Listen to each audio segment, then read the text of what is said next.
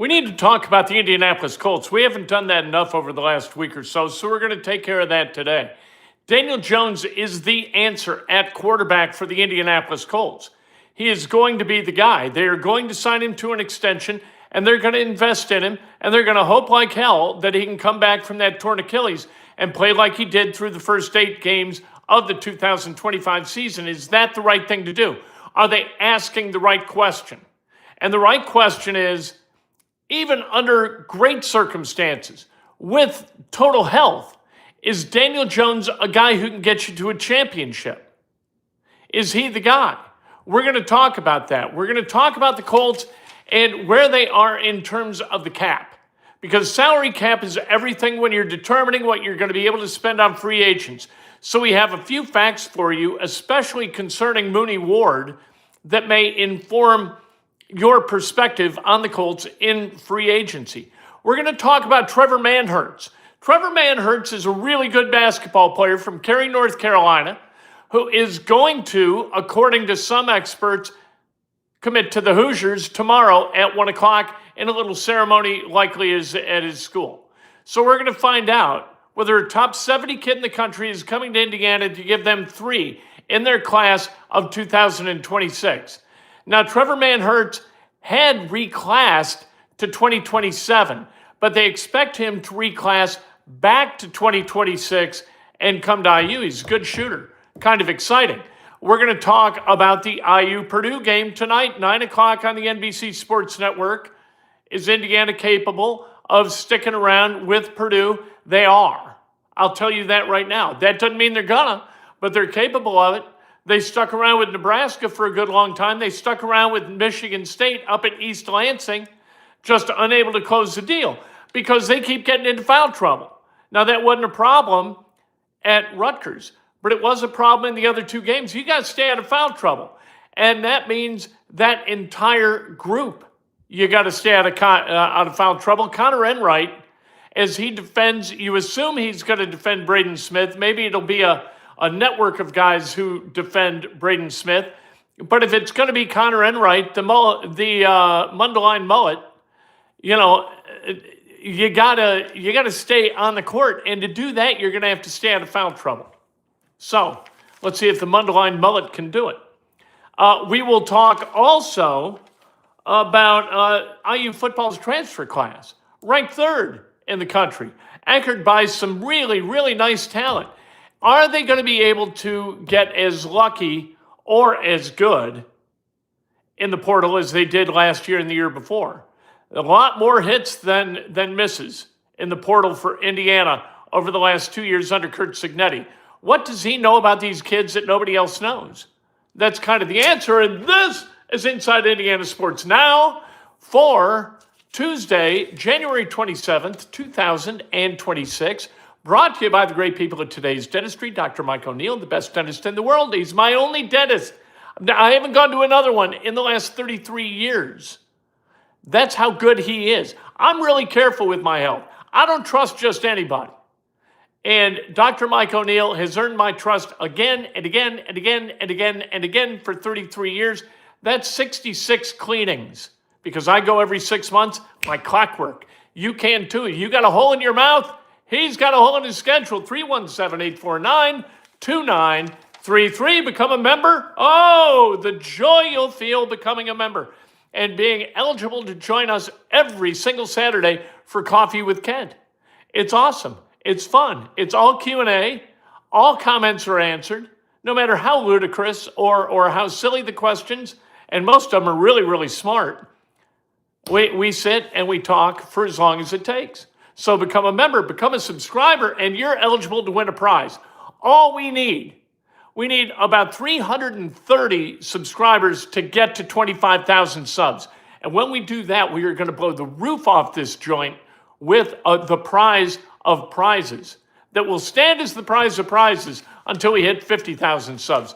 But we give away prizes on the regular, and the only way to be eligible to win is to be a subscriber.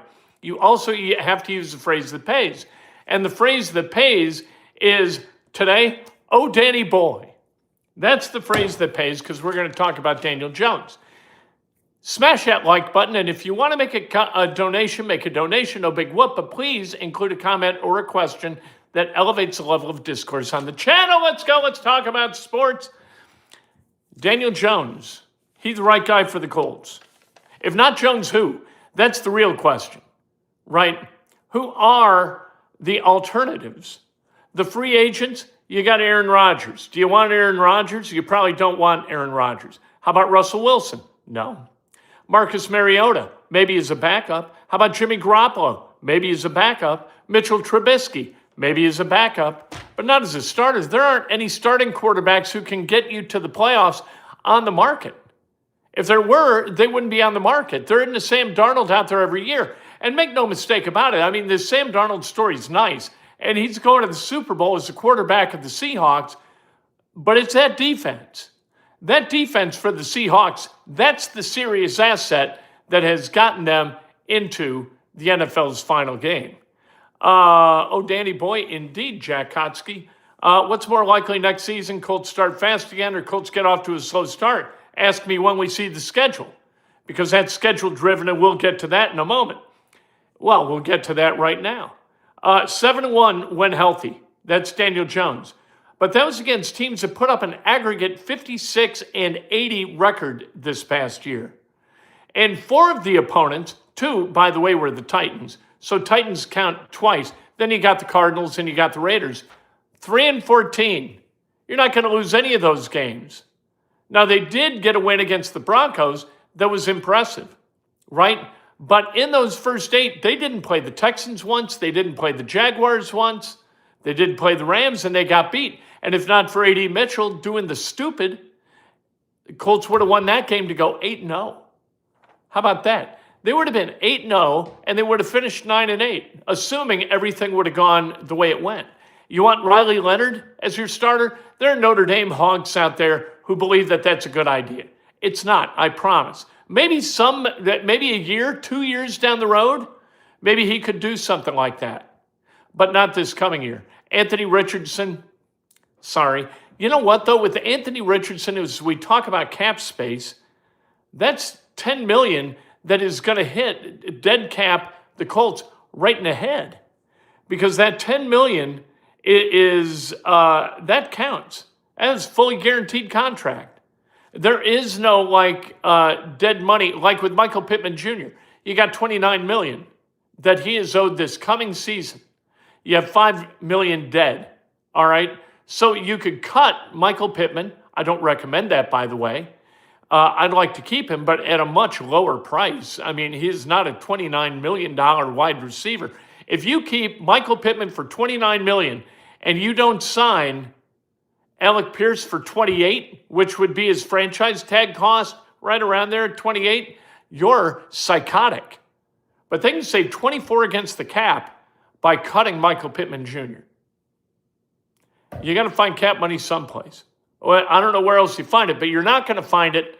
I do know where else to find it, actually. We'll get to that. But you're not going to find it in the form of Anthony Richardson's contract. He's still going to be full go against the cap. They have $35.8 million in cap space, the Colts do. So you can do that with Pittman. You can renegotiate Nelson. That frees up more cap. He counts 24.2 this coming year. If Ward retires, this is the bad news. So here's how the cap works. If Mooney Ward retires, his salary comes off the cap. But his prorated bonuses, no matter how long they are stretched out, they aggregate this coming year.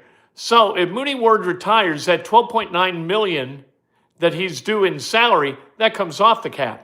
But the $13.2 million that would count as dead money for his prorated bonus both this year and next year, that would count toward the cap. So he would be an aggregate $300,000 loss. So there you go. Patrick says Pittman will stay with the Colts with a cheaper contract. Pittman family made a good home in Indiana. That's the assumption. I don't know whether Michael Pittman is that. We're going to find out. Because it takes 2 to do that dance, right? If Michael Pittman says, nah, you owe me the 29. I'm sitting on the 29. You want to cut me? That's fine. I'm going to sign someplace else, and I'm going to get my money because what you're offering me might be below market value, and I got enough money in my pocket that with the revenue from my farm, my egg venture, you know what? I may come out ahead in this deal. I don't know what he's going to say, but I would assume that they're going to negotiate that 29 into some kind of bonus and then salary him out another 3 years, and that'll be it for Michael Pittman. But you've got to re-sign Alec Pierce, and the Colts are committed to re-signing Daniel Jones. Can Daniel Jones play? Like, he has, here are the injuries, all right, that he's had. We know about the right Achilles. We know about the left fibula. Then in 2023, he tore his right ACL. Neck injuries, both in 2021 and 2023, one of them was season ending. You had a concussion in 2021 where he lost time, and an ankle sprain in 2022. That's a lot of injuries for a dude that's played in the NFL for 6.5 years. That's a lot of injuries. And they mount. It's not like this, oh, I'm injured, now I'm healed. Now I'm injured, now I'm healed. No, you're injured, then you become mobile enough to play. Injured, mobile enough to play. These injuries aggregate over a period of time, and they keep you from playing at the level that you could, and so they become more and more problematic as the years wear on. So is Daniel Jones the guy? And the answer is yes, because they have no alternative. They have no options. He better be the guy, and he better win. And I told you, the first 8 games of the season, Colts were 7-1, and people were saying, my God, this team's among the best in the NFL. I was saying that. We didn't know at the time that the Cardinals were going to stink on ice, the Raiders were going to stink on ice, the Titans were terrible. There's 4 wins right there. You can't lose those games. Now, they did win 3 others, and those weren't bad wins, especially the Broncos game, which could have gone either way. Yikes, right? 2 is an option. 2 is not an option. 2 is... There is nobody in the stadium. If people went to watch Tua play at Lucas Oil Stadium, there's nobody in there every time he dropped back or every time he tucked it and ran it and got hit by somebody that they wouldn't say a silent Hail Mary that he got up. Or whatever the religious equivalent is of a Hail Mary. Leonard's going to be gone. It's not a great situation. You could, with Jonathan Taylor, he's got 15.6, do him this coming year. You can extend him.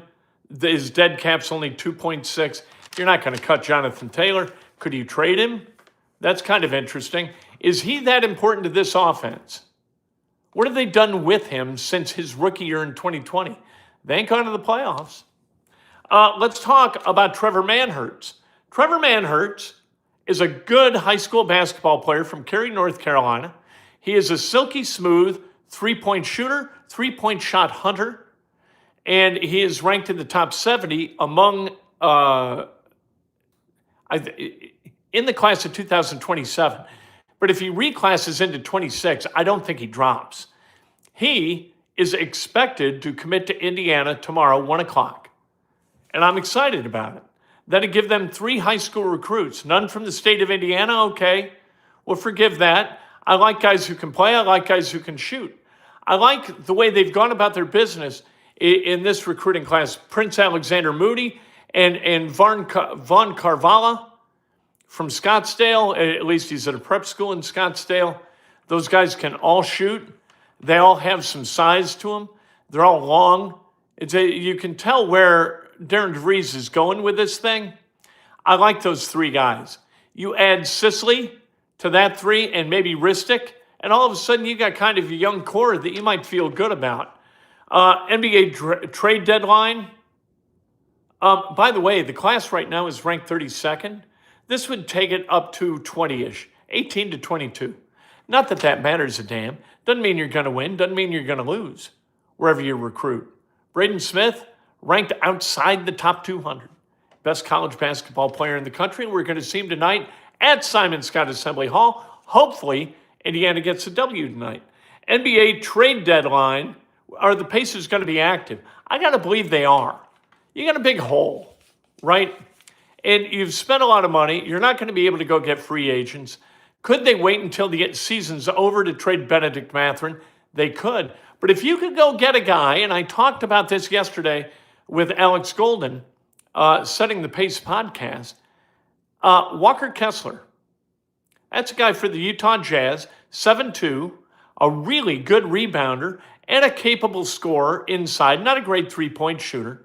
You go get that guy, and that kind of changes his team a little bit. He's hurt.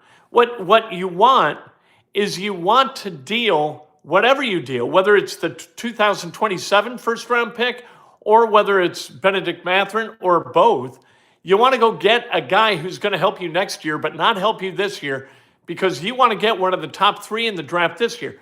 Being the worst team in the NBA guarantees you a top 5 pick. Gives you a really good opportunity to go get one of the top 3. Man, oh man, oh man. You got guys in this draft that are absolutely spectacular. Real guys. Peterson, Boozer. You got the kid from BYU who's awesome. I can't watch him enough. I looked at his box score yesterday. They got beat. BYU got beat by Arizona last night. And our guy had 19 points. So there you go. You don't want to put yourself in a position where suddenly you get better for this year.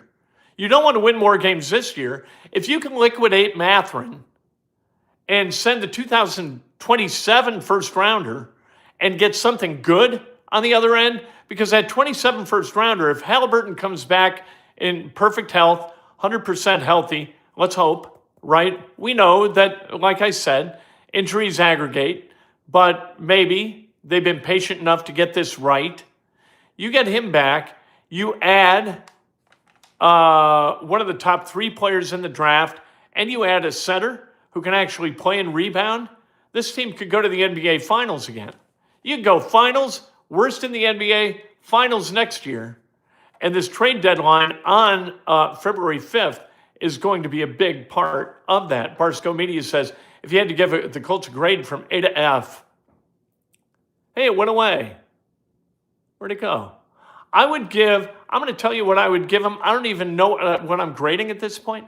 I would give them a C+, because that's where they are. Over the last 5 years, they're a C+ franchise. Just straight C, 2.0. My dream, right? Their current status, I'd give them a C+. That's what I'd give them. Drafts, again, here's that word, in the aggregate, from 17 through 25, I give Ballard a C+. Free agents, I give him a D, because he didn't participate until this last year. But solving the quarterback dilemma, I'd give him a D+, because Wentz was pretty good, Rivers was pretty good, Brissett wasn't bad in 19, and then it kind of went downhill. Matt Ryan was a disaster. And then as soon as you drafted Richardson, things got a little bit goofy because he needed to play to get better, but he needed to be better in order to play. If I was the head coach, would I want to take the team over? Among the teams still looking for a coach? Like we know Brady took the job at Buffalo today. So you got what? You got the Browns. You've got Cardinals, I think. I don't think they've hired anyone. And you've got the Raiders. And the answer is no, no, and no. This goes for me right now, all right, in my life. If I don't believe in the owner of a company, I'm not going to work at a place because it's never worth the headaches. Never worth the headaches. I got to believe in the owner. I don't believe in the owner, I can't go in. I can't walk through that door for you. And the Browns, no, please. Bidwell with the Cardinals, no. A terrible owner, terrible family of owners. Going back like to when Bidwell bought the Cardinals, when they were the Chicago Cardinals, back, what did he buy him in the 50s? Sheesh, terrible. And then Mark Davis, awful. Horrible. And you got truck stop guy up in Cleveland who hadn't done a damn thing right since he bought the team. Terrible. I wouldn't work for those guys. I wouldn't work in their media departments. I wouldn't work as their head coach. I wouldn't be a GM. I wouldn't be an offensive coordinator. I wouldn't be nothing. I wouldn't sweep the place out for Jim and Dee Haslam, or sweep the place out for Bidwell or for Davis. No. Good question. I like that. I use football transfer class, ranks number 3. Who've they got? They got Hoover, right? They got Marsh from Michigan State. They got Brunner from Wisconsin. They got Turbo Richard from Boston College. You got A.J. Harris from Penn State. Notre Dame's Josh Burnham, among the many that they got. 17 coming in through the portal. They're bringing a lot of guys back. A lot of guys are returning to the starting lineup. And then they're adding, what are they adding? Another 18, I think, in the high school class. I'm not even sure. This is a very good year for Indiana. Even if we were just looking, out into the distance, we'd say this is a good year. That they won a national championship 8 days ago, it's a great year. Shedeur Sanders is a Pro Bowl alternate based off 4 or 5 games while they're paying Deshaun Watson $250 fully guaranteed. I see Myles Garrett getting $35 million a year at 35. Myles Garrett's a defensive wrecking machine. What they did with Deshaun Watson, for those of you who listened way back in the day, I told you that this was the worst execution of a bad idea, maybe in the history of the NFL. Worst contract ever offered a quarterback or player of any kind. $260 million fully guaranteed for a wingnut. What in the hell are you doing? And Shedeur Sanders, I think he's ranked 42nd out of 43 quarterbacks on Pro Football Focus. How the hell is he a Pro Bowler? Who's making these selections? I know, like, people, they got all aggravated about Shedeur Sanders on social media and whatnot. Maybe I hope he's got a contract with a bonus for Pro Bowl games. Same people driving the Colts. So I see the Pinto blowing up about midsummer. Always fun, kid. Won't stop me from watching, but Chris will be Chris. As you say, so what will change? Nothing. 8-9 again. That's a pretty good bet, 8-9. I don't know. Jamarcus Russell robbed the Raiders too. It happens. Popularity contest. Man, I'll tell you what. That dude could throw. That dude flat-footed in the pocket, just arm, could throw it 80 yards. That was spectacular. You can't draft a guy because of that, but he has probably still has a spectacular arm. Anthony Richardson is potentially really, really good, but nobody ever challenged him with adversity to become something other than what he is. It takes adversity. And I don't think Anthony Richardson is wired to perceive anything as adverse. You know what I mean? Like, he loves his mom. He loves his family. He loves his son. All great things. But quarterbacks need to be wired a little bit differently. Quarterbacks are always looking like, who's disrespecting me now? I got to go to work. I got to prove these idiots wrong. Anthony Richardson is just as, like Stuart Scott used to say, as cool as the other side of the pillow. He ain't worried about it. He's got $34 million. What's he need? You know what I mean? Totally sane perspective. I'm not being critical of him. Like, would you rather have a son who understands the value of $34 million and what a life-changing obligation it is to make $34 million, but also what a life-changing bounty it is? Or would you rather have a guy who loves his family and is there for them and present for everybody, or a guy like Peyton Manning who is looking at film like 14 hours a day, like a psychotic? I'd rather be the fan of a football team that's got Peyton Manning, the psychotic, than Anthony Richardson, the really well-grounded and solid human being, right? Big Joe says, when you get told you're the best constantly, you're bound to fail. Look at Kurt Warner in St. Louis. He got challenged by his coaches daily. And he got challenged by the NFL talent grading hierarchy. He had to go play in the Arena League. He was stocking grocery shelves, for God's sake. And he was arguably one of the best 5 quarterbacks in the world when he was doing it.